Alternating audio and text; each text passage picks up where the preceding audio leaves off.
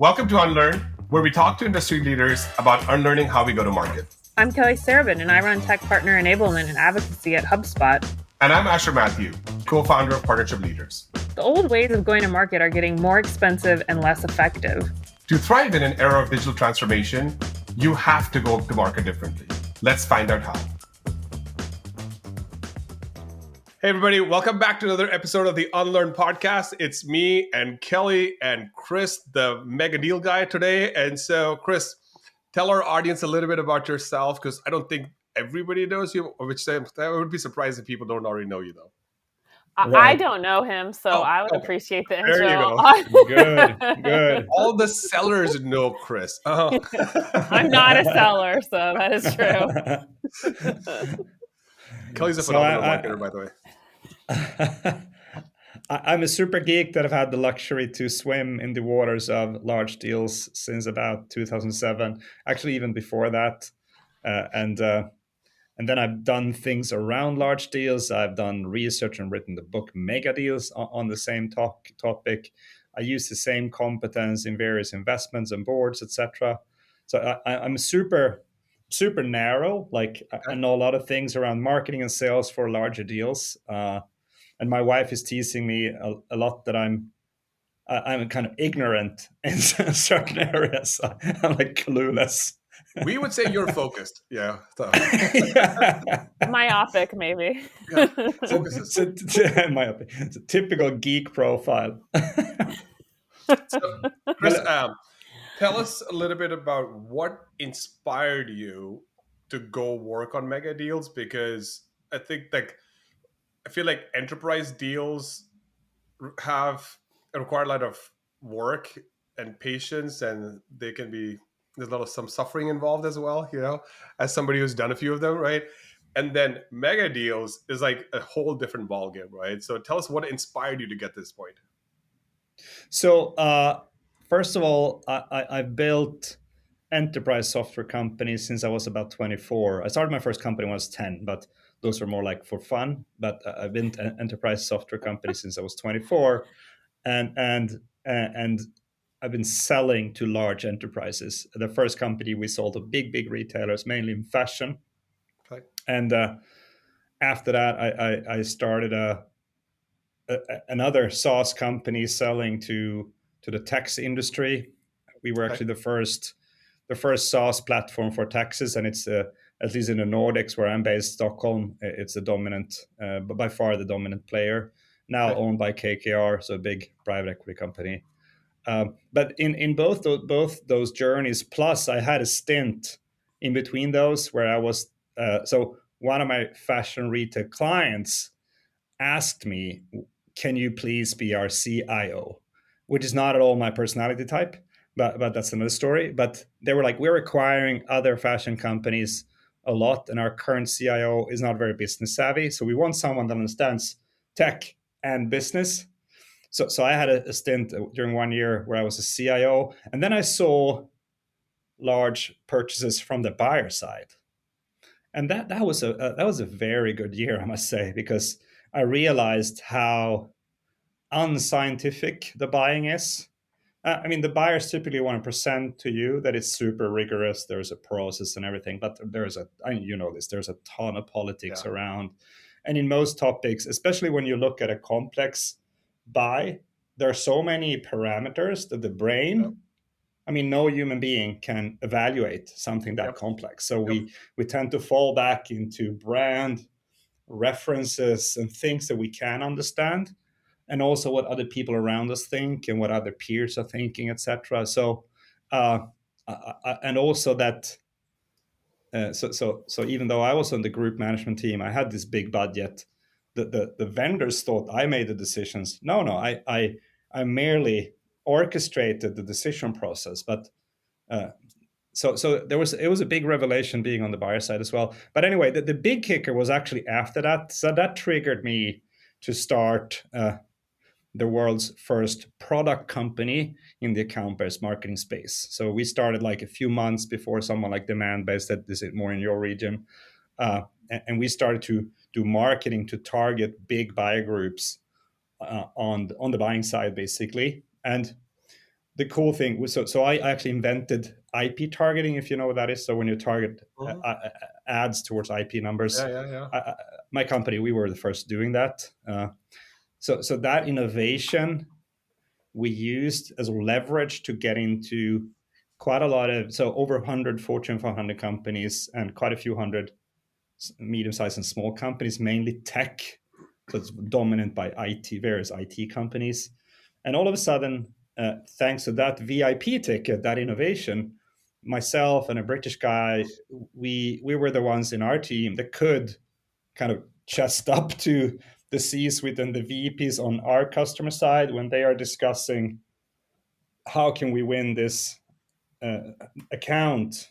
Let's say you're a big IT outsourcing company, you want to go take the big 5-year contract with Bank of America. So all of a sudden, I was sitting in those sessions with super senior people, and I did that during 10 years, thanks to this account-based marketing company that is also now owned by a bigger group, so Dun& Bradstreet, that you might know.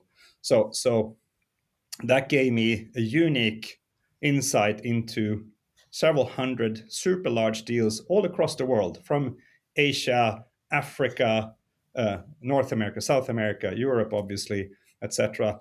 And I saw, so going back to your question, so then I also saw others, and the beauty with being involved in the largest deals is that, as you guys know, the vendors are throwing in their best people. On the Mhm. biggest contracts, they're throwing their best people. So I got to interact with the best people from quite a few companies. So then you start to see. So I'm not 49, so I need to wear glasses.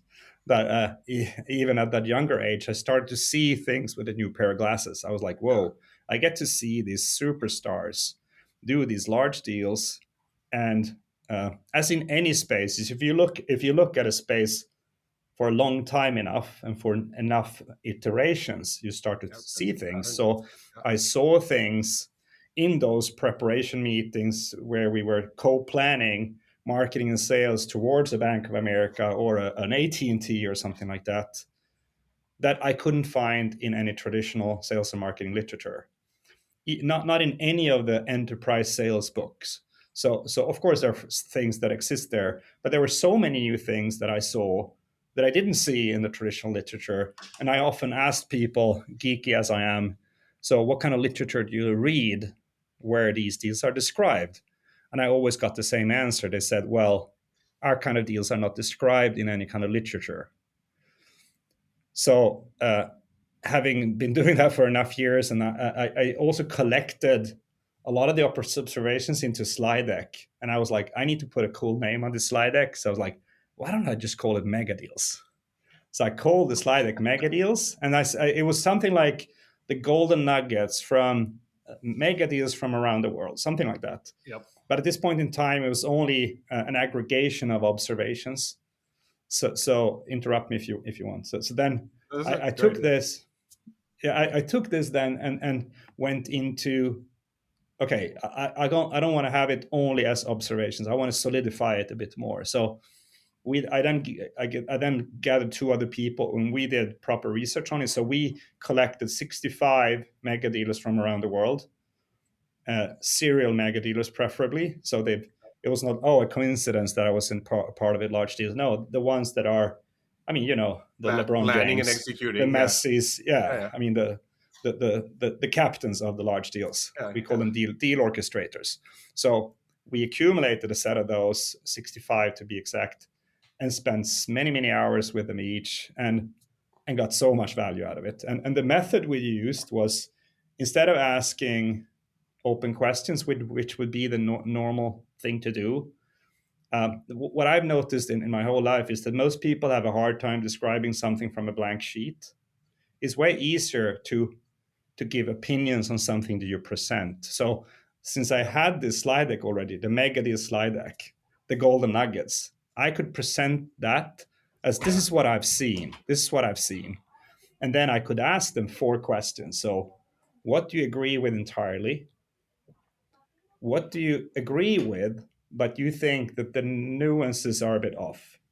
Yep. What do you think should go away, and what is Yep. missing? Those 4 questions, and all of a sudden they could speak for hours.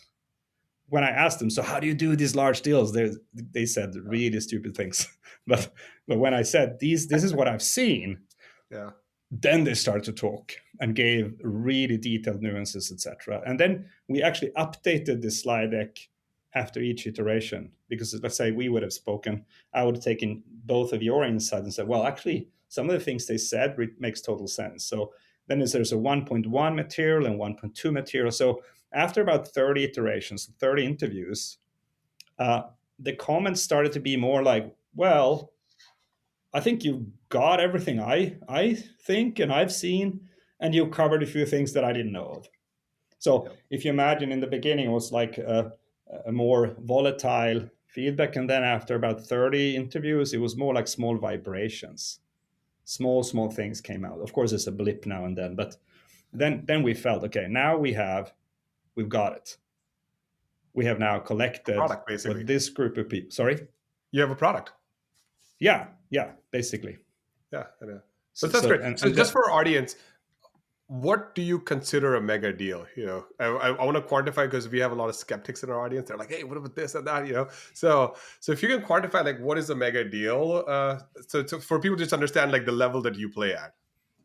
Right. So first of all, what we did consider a mega deal was $10 million, and the biggest we looked at was $57 billion. It's a crazy amount. It's not M&A; it's a B2B deal. Yeah. So 10 million to 57 billion. Those were those in those ranges we were looking. But the cool thing is, and this is probably why it's valuable for whoever is listening, is that the same things apply if you have 4 complexities in your deal making. So even though the essence is taken out of seriously large deals, it applies as soon as you have a cross hierarchical anchoring. So you need to get a yes from several hierarchical levels. Yep. You need to get many functional areas to agree. Yep. Your offering is so complex that it's not so easy to bring in regular salespeople, and after a few months they can sell it. And the environment on the customer side is tricky, with surrounding other systems, tech, whatever, processes that are tricky to understand, KPIs that are tricky to understand, buying centers that are tricky. So if you have those 4 complexities, you end up with something we see all again and again and again. We call it rainmaker dependency, because there are just so few people that can navigate those 4. Yep. That's I mean, why. I would posit the same is true for partnerships as well, but we'll get to that a little bit later in Yeah. the in the podcast. But so that's fantastic. I do remember, as I was coming up through the ranks, when I used to dream of, like, doing these big deals, I met Tom Searcy, who's the guy who wrote the book Big Whale Hunting. And I Right. know all you experts and professionals that are, like, at that level all connect with each other, because, again, there's just so few of you, right, out there. Did you happen to meet Tom Searcy by any chance? No, not him. I met quite a few experts of all kinds in and around my own field, but no, not him. He's probably a great guy. You Yeah, no, can please set it's us up if super. you want. Yeah. Yeah, no, Yeah. totally. Let me see if he's around. If he's, I'm pretty sure he's retired on a board somewhere. But, like, if he's around, Yeah. I'll connect the two of you. He was Yeah. the Yeah. guy. I remember walking into a like, it was, I think it was like a B2B sellers, like, summit or something like that, and I was sitting there, and there was 2 folks, right? There was Bernie Brenner, who basically became the guy who talks about strategic partnerships. Like, he did lots of them, and he had a podcast about strategic partnerships, which are like 10x 20x partnerships, right? Right. And then alongside him was Tom Searcy, and then Tom gave me the a signed copy of of Big Whale Hunting, and then Right. very similar concepts to what you're saying, only you actually Right. went a little bit deeper into the complexity layers, and he was talking about the Yeah. forming of the deal. Yeah. And then you're probably more on the execution side. So this is great. Thanks for sharing Yeah. how you got to where you're. So what's the state of big deals today? Like, how are has anything changed, or with the macro conditions that we have, are deals longer, slower? Like, share a little bit feedback for it. So I think you have a polarization, which is healthy. It's not a negative. Most polarizations are negative, but this is positive. So companies become better and better at differentiating between business models and go-to-market models. So Yep. before you could see companies that had this is very common, by the way. So you have a company that started off selling to really small companies, and then they went up in up the ladder, and they typically keep the same go-to-market model when they go upstream. Yep. But as soon as they go into companies that start to be matrices, I mean, and that happens pretty fast. I mean, already when you're a few hundred people, you start to have several offices, several business units, probably several countries. So then you are in the matrix decision making.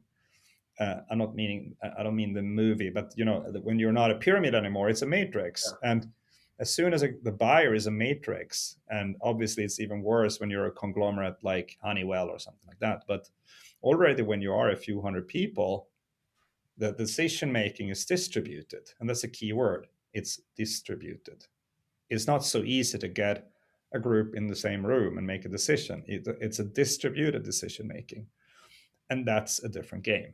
So as soon as companies and the positive thing is that more and more companies have matured and learned that, well, the go-to-market model I apply on the long tail is not applicable when I go upstream. Yep. So the way they typically solve it in the early stages, when it's a younger company, is that they go, okay, I throw in the CEO, the head of sales, and the CTO, and they magically crack a few big accounts. But they're not following the go-to-market motion that was created for the long tail. So they do it with brute force and really sharp minds. But the more and more companies have realized that on the top of the pyramid, you need to use a model much like Megadeal's model. Mhm. Well, there are probably others, but the beauty of ours is that it's very, very focused on exactly how matrix organizations are buying. Yep. How do they buy complex solutions? And it's Yep. different to what you find in the. And that's why, for example, classic lead generation isn't so effective when you go into matrix On the higher end, yeah, organizations. yeah. Yeah. I would say the model. Maybe this is too generalization of it, but the model is actually co-selling, right? Because you have to Yeah. co-sell with Yeah. your colleagues, and you have to Yeah. co-sell with the prospects' colleagues, and then you're actually Yeah. Yes. Yes. you're bringing executive challenges and prioritization, and then Yes. aligning stakeholders around your company, their company. I mean, this is like there's some art to it, but it's actually very scientific, right? Yeah. At the levels you're playing at, and then you have like secure investment, and the minute you secure investment, you're almost always, in my humble opinion, leading a transformation initiative, and if you can get that Yeah. across the finish line, you unlock a mega deal. Yeah. Yeah. Exactly. Exactly. And there's another thing that so one of the big new things in mega deals, because there are quite a lot of, especially middle-aged white men like myself and older, that have been doing a bunch of really large deals over decades.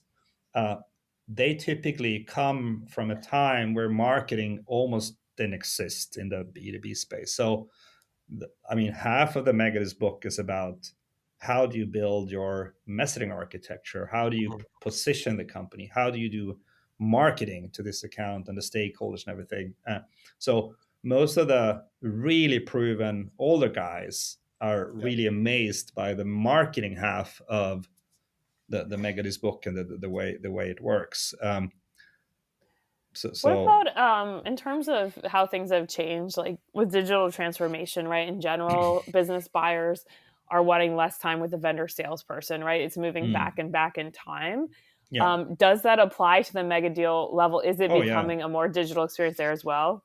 Yeah, it does. It does, and it's well, you typically get I agree with Asher. You typically find relatively early, let's call it the champion that wants to co-sell with you, and together with them, you figure out what are the key initiatives, what are the big things going on in this company, and how can we together make a transformation. Having said that, though, the consensus game is a pretty big deal. So where marketing makes a huge difference is how can we run the same hymn book but at scale? how can we get it to really flood through the doors and the windows of this company, so that when we co-sell with the key people from the buyer, it's already spoken about, it's already known. And small tricks like not just promoting the company, but promote, let's say Azure is fronting from the vendor, then we make Azure famous. So within this particular company, Azure, not just the company, but Azure is a well-known guy. So when he's walking around the corridor there, and this happens, we use this a lot, even with some of the biggest companies in the world, it totally works. They're like, "Hi, Christopher," and people are like, "Do you know them?" I'm like, "No, I don't know them. I think they know me." So you can build, Well, and since you it's can, visibility and recognition, right? Like those are the two yeah, things that almost yeah, and the everybody human, craves in big companies, right? yes, and the human brain isn't capable to determine why you're well known. It can't compute. So even though it was mainly social media and ads and videos, the human brain can't tell whether they saw you on the biggest stage on the planet, or in the New York Times or Wall Street Journal, or in an ad. The human brain doesn't compute. I've met companies that say, "Oh, I've seen you guys sponsoring the Swedish national team in ice hockey." I'm like, "No, we're not." And they claim they've seen us on the big billboards. Like, I know we're not there, but so the human brain, but we're not good with. That's why AI is a good enhancer of things. So the human brain isn't good with too much data. We're just not. And that's also why when you buy something big, uh, the function and feature list doesn't work, because Yep. the human brain can't. They're just, if you can't see the forest for all the trees, the brain goes syntax error, and looks at brand, how do I feel about the people I meet, which reference do they have. I look at more meta things. So I would say brand, for example, is super important in the large deal space because of the complexity.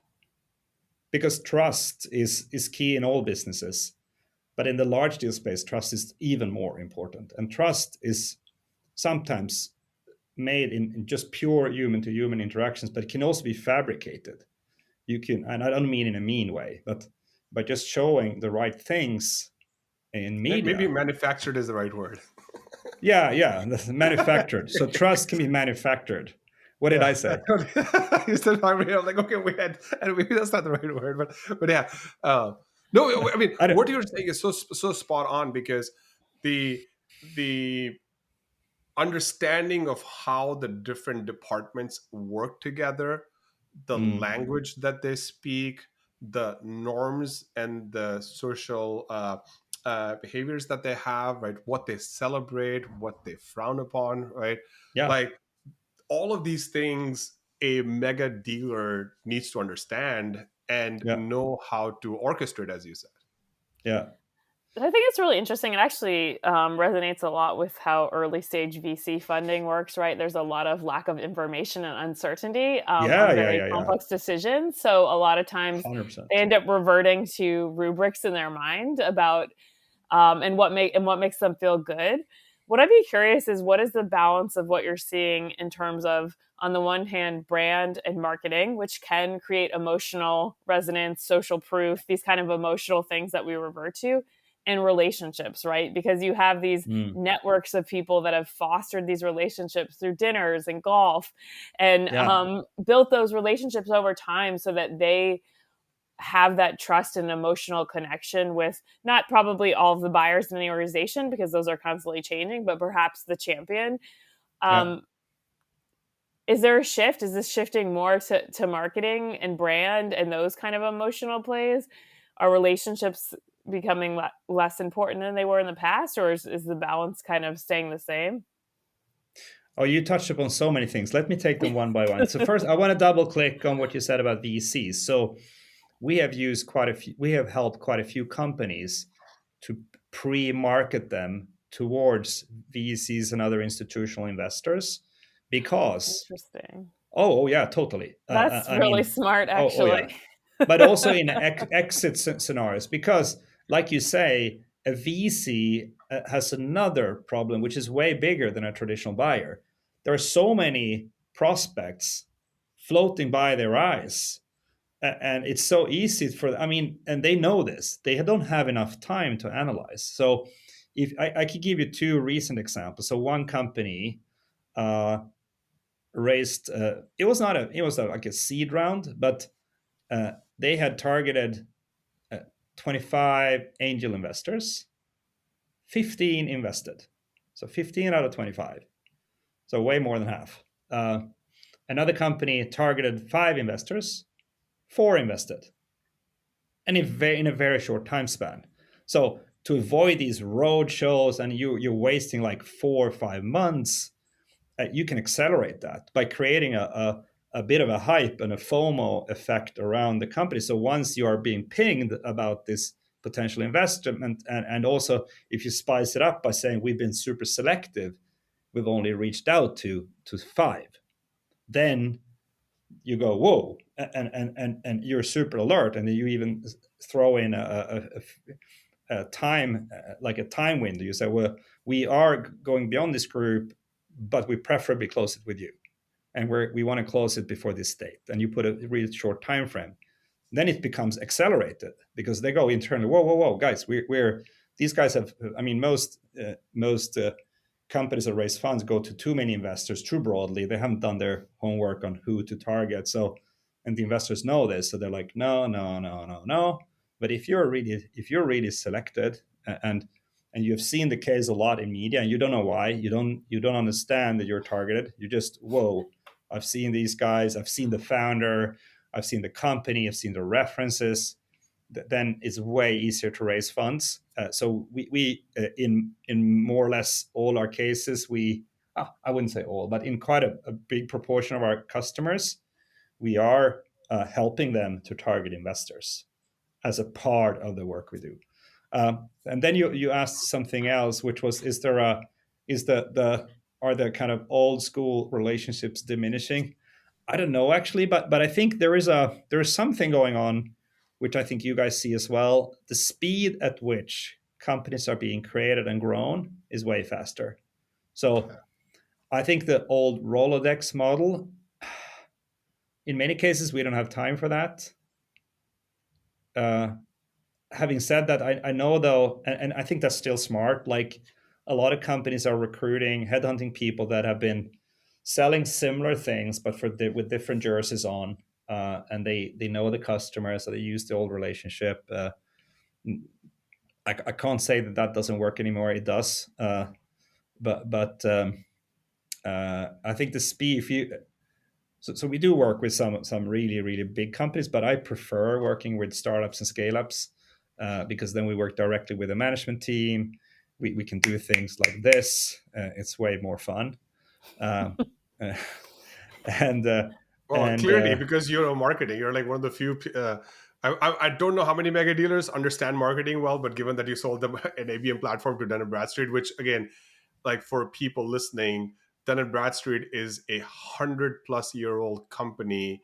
They have all kinds of data from every part of the world. I built every corner of the world. Yeah, every corner of the world, right? So I built a data company primarily focusing on technographic data, and we actually I sold deals to Dun & Bradstreet. That's why I understand the company. And then our company got acquired by Demandbase, so I understand the other side of the story. Right. Yeah. So it's like working with, selling to a data company, understanding the data layer. Once you do that, I think that's such a big unlock for like any go-to-market leader, because then you understand how to increase TAM, right? Like everybody says, hey, let's go increase TAM. And then it's a 7-month exercise. But if you understand the go-to-market data layer, then you're like, okay, well, in 6 months, we have to increase TAM. And I think this is the logical step we should take to go increase TAM over here. Yeah, exactly. So Kelly, you I don't think I ticked off all your boxes. I started off, but what was your last? What were the things you asked in the end? Because you lined up all of them were interesting, and I want to tick some of your boxes there.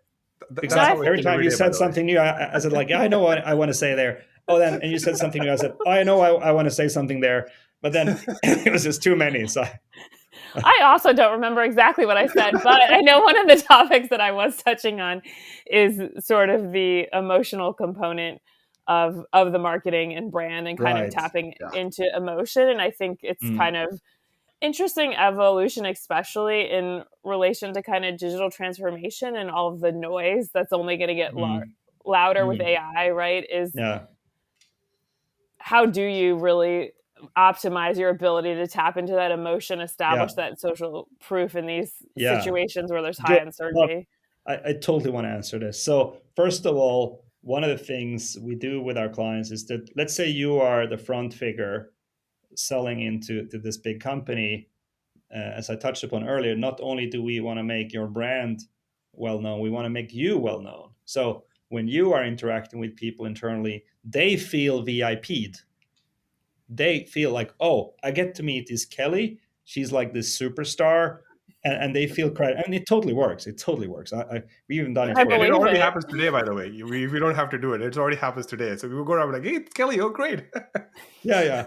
And then the second thing, if you get this hyper targeted media synced with social selling, so we have developed a few techniques that are, let's call it account based social selling, which is super synced with the media game. Then you get this, it's like a resonance. You get this super upward spiral within this account. So your company and you and some of your colleagues are, and I can give you an example. So this was a company where it was the first company where we implemented the Megadis way of working, and one of the companies we wanted to do a deal with was Maersk, the biggest shipping company in the world, from our fellow neighbors in Denmark.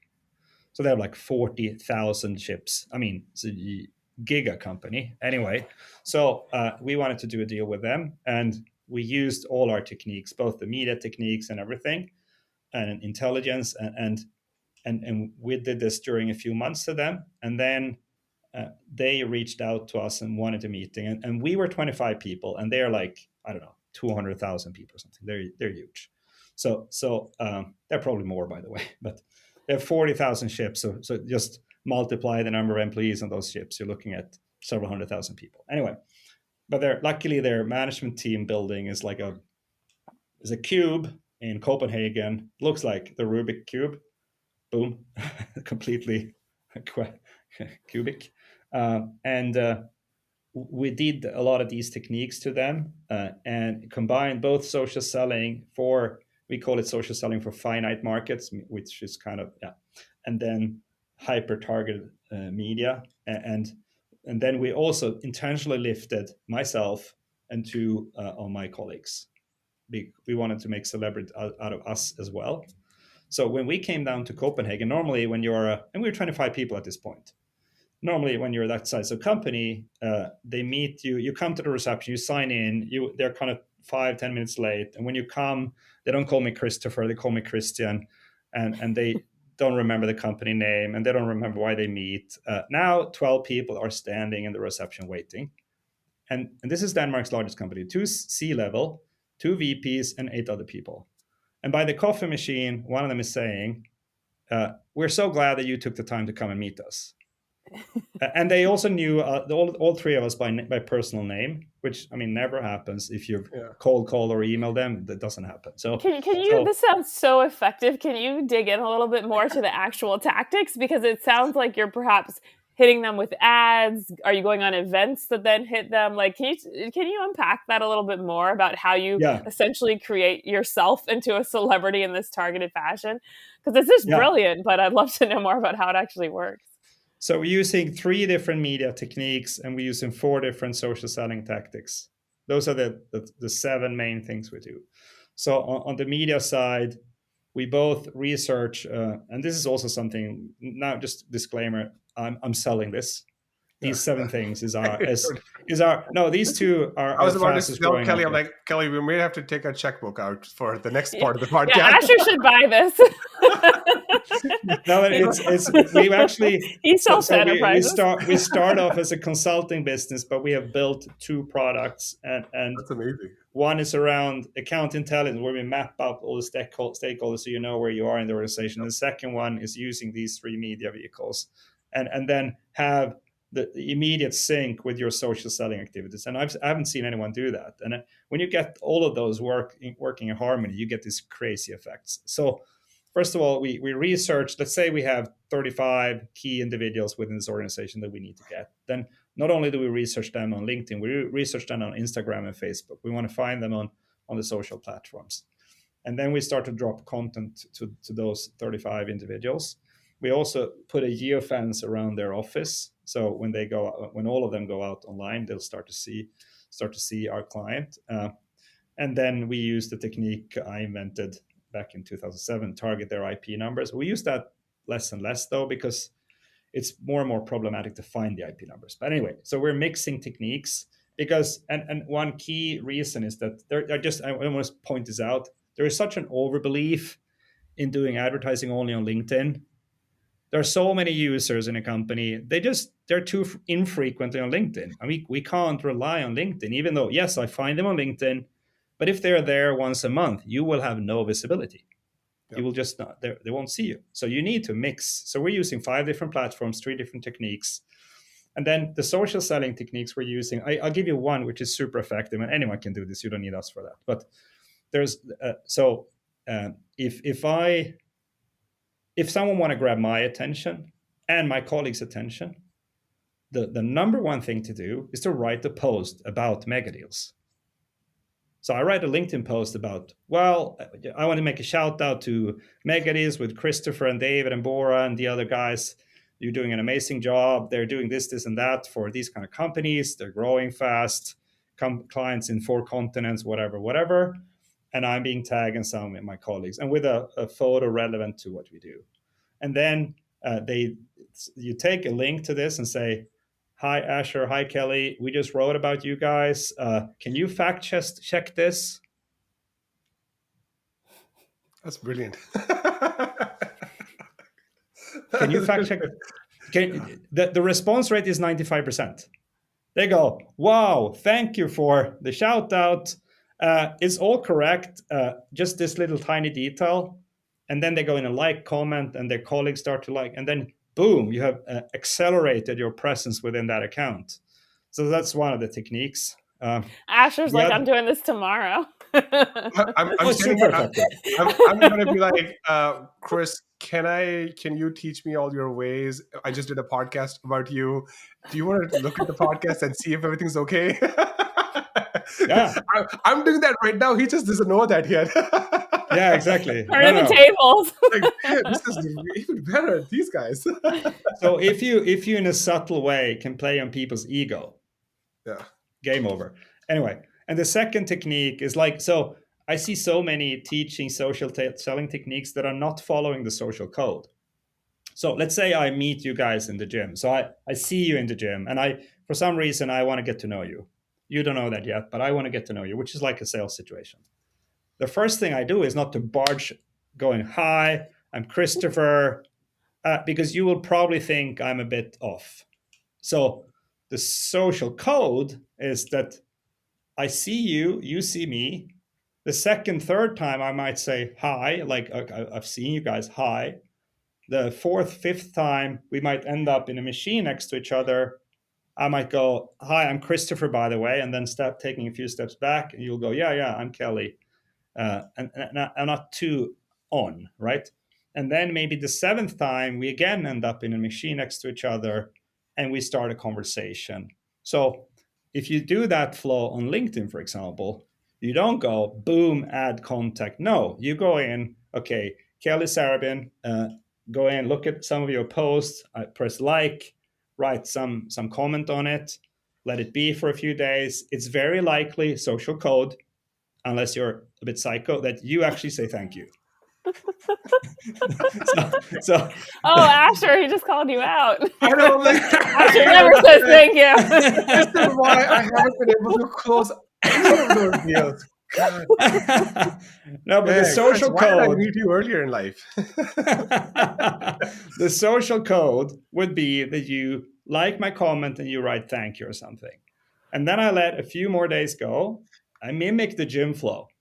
And then I go in and like another of your posts. And now you start to go, oh, this guy, I recognize him. So after maybe 3 iterations, I add you as a contact, and then I write, I really like what you're writing. I hope you appreciate my push. Like, very likely, this person will say, thank you so much. I appreciate it. And then you wait a few days again. We need to mimic, and this is a key point, we need to mimic the social code. Some people think that just because it's online, the social codes don't apply. They do. Yeah. It's the same. So a cold call or a cold email is not following the social code. Like, who is out of nowhere saying, hi, Asher and Kelly, I want to meet you guys. There is a context where that is the social code. It's a conference.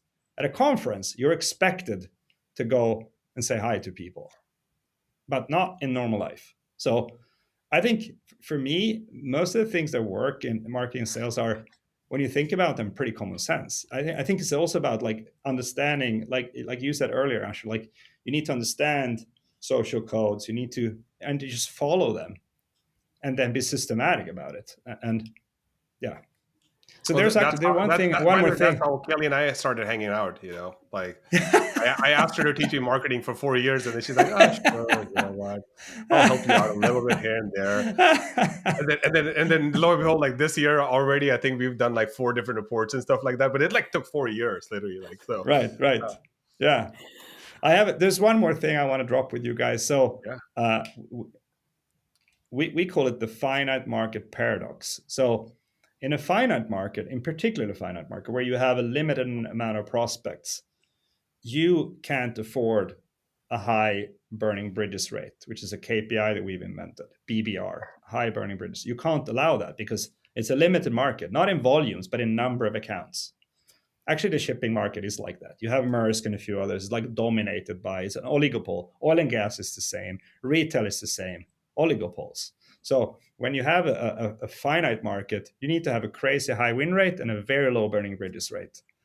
And in that kind of market, and this is the paradox, you benefit from delaying decisions. If you want to have bigger deals, more deals, and faster deals, you benefit from delaying decisions, which means we need to, like in the gym, yes, I will get a fast response if I go straight up to you and say hi, but at the expense of like quadrupling the burning bridges rate and not getting deals faster in total. So just need to, yeah, That's be actually an very extremely active. solid point. I mean, that's the best point of this podcast. And it's a so like I'll go back to like when I came to this country, I didn't know any of this stuff because I grew up in a different culture, and so you say hi to everybody, and in the US you actually don't really, and so you kind of wait a little bit. So I definitely resonate with what you're saying, Chris, on that topic. Right. So why do Thank you you. think sellers in general have not adopted this more widely? Is it this like quota on their head? They just feel such a sense of urgency that they don't want to practice the self-restraint? Because this general concept of social selling has been around for a while and it makes total sense, right? Like it's so tied in with basic human psychology and Yeah. sort of people as people and how we know that, to your point, the gym, all these other contexts, how humans react. Yeah. But nevertheless, we still see many organizations, and it's not just, SMB who have like 2-week deals, who are still doing all this cold outreach, having SDRs bombard people on LinkedIn Yeah. with canned connection requests. Why is this not taken off completely as sort of like table stakes as a selling methodology? I think that the most common mistake is that we wanna, because it's simpler, we wanna apply. We spend a lot of time creating a good process which worked for the small and medium-sized clients, and we want it to be the same when we go into the matrix organizations. It's just not the same game, and we want to also take a market where you can apply the V funnel. We want to take it into a finite market where you need to have like an I funnel. It needs to be very high win rate. It's unfortunately not the case. So I think there is we as humans, that's why you see a lot of polarization as well. Like, not to open a too sensitive can because I'm not taking either side, but I see even among my friends, there are just too many that go Palestine, or the other one goes Israel. I'm like, dude, how can you be that sure? It's a very complex situation. I think and that's a danger to that. This is why people like Hitler gain popularity. We want things to be simple, and I think it's the same in marketing and sales. We hope that we can apply the model we're so proud of that took us from A to B. We want to use it from B to C, and we do that until we're fired, right? And then they take in someone else, and they're not necessarily getting it either. So I don't know. I don't know a No, proper answer to it, it's but an extremely good point, right? What you just said, and actually, mm, the best founder CEOs that make it all the way, they actually intentionally have to fire themselves. And this mm, concept that you're talking about right now, if you double click on that a little bit, it's actually very difficult. Like you have to mm, change your identity to be able yeah, to do that. And when you try to do this, and a lot of times, companies will get to about 500 million and they have to mm, change their identity to get to 1 billion because they need to be yeah, respected yeah, as a big boy company, right? Like, I mean, a lot of yeah, companies talk about this stuff that they're like, they've made it when they're a 100 million ARR company, but the market doesn't actually take you seriously until you're a $1 billion ARR company, right? That's when they right, start saying, okay, you have right, something that will last generationally, right? And yeah, then the companies have to change it. So I've seen this now 4 or 5 times where companies have gone from 500 million to 1 billion, mm, literally ripped out the whole company, and like yeah, completely different yeah, DNA, completely different yeah, outlook, and then the larger market, where old money is, starts responding well. Yeah, yeah, this yeah. is a And great point too. I think it's that's a valid point, and I think it's not because they necessarily did the wrong things in the previous chapter. It's just that Yeah, many things, when it comes to strategy and methods and go to market, they are phase specific. Like, for example, in the early market, you need to cross the chasm. yeah. You need to follow Jeffrey Moore's and Michael Eckers and those guys. Like, how do I get this beachhead? How do I crack the first use case with the first most hungry buyer, and how can I leapfrog into the pragmatic buyer? So, and then, but that doesn't matter anymore when you are on the, like you said, 1 billion ARR.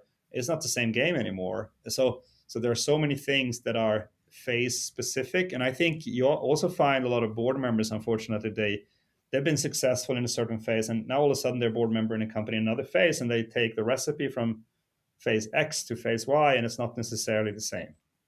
It's unfortunately complex. On that note, I know we are off time. I definitely wanted to talk to you a little bit about partnerships and stuff like that. I'm glad we talked about co-selling because like the word co-selling is taking off, and I've been talking about that co-selling is not a new concept. Like enterprise teams have been doing it forever, and like the companies that get it, they understand how to loop partners in. But maybe we Yeah. bring you back in a few months, unless you have like a Yeah, quick let's do tidbit. that. But I would love to bring you back in a few months where Well, I can say we'll get a bit one more thing. deeper. I can say one thing Yeah. on partnership. So the most successful companies I've seen, they especially in phase two and onwards, they do in phase one they need to crack the code themselves normally, but in phase two and onwards they work with partners. But the immature guys, and you are experts on this. I just say what I see. They think the partner will do all the job. The most successful companies I've seen, they co-sell with their partner. So they take lead and they do it with the partner hand in hand. They're not saying, "Oh, here's my product, go do your thing." They're co-marketing, co-selling it, and they take control of their own destiny. The ones that typically come to us and whining that it's not working, our partnership side is not working. They typically are a bit lazy. They go, "Yeah, you go sell." But let's double click on Yeah, that let's in okay, another because there's a session. whole Yeah, body of work on this, and by the time we bring yeah, you back, we'll be in a little bit more of the world where multiple partner types have to come together, yeah, and yeah, the deal cycles do get complex, and yeah, the error rate, as you rightly said, is like very slim, right? Like you have to yeah, be very precise about where this thing, and that's where kind of the yeah, rigor yeah, stuff comes. So it'd be great for you to yeah, unpack that. How can people get in touch with you? Because Chris, like I said, there's you, there's Tom Searcy, there's Jamal, there's like a few other people that I know that like are in this same like layer of like experience and Right. professionalism around enterprise sales. How can people get in touch with you? So Christopher Engman at LinkedIn is probably the easiest, or Christopher at megadius.com. Well, I'm on Instagram and Facebook as well. I'm pretty liberal there. Like I don't see, it's not like, oh, this is my private sphere. No, I have a lot of clients following me on Instagram and vice versa. Yeah, those are kind of the key ones. But don't just try to directly connect with Christopher. You have to start do some social selling first. I have a bit of a luxury problem. But that's a good comment, and it's totally true. But I have a luxury problem. 10 years ago already, I had maxed out the amount of contacts you can have on LinkedIn. So I have to delete contacts to add contacts, which is I've even pinged LinkedIn. They're like, yeah, no, we don't have any solution for that. So if we get your connection request, it's worth even more because you had to delete someone else to get us in. And occasionally, obviously, someone is going like, weren't we contacts before? I'm like, yeah. Or, oh, maybe we were, I don't know what happened. The next podcast we'll talk about recipes and wine and stuff like that. And then people will know exactly how to, send you the right gifts to get a contact request. All right. This was great. Thank you so much, Chris, for spending time with us. Kelly, as always, a pleasure. And we'll see you guys next week. Thank you for listening to Unlearn. Subscribe wherever you listen and visit unlearnpodcast.com for the transcripts.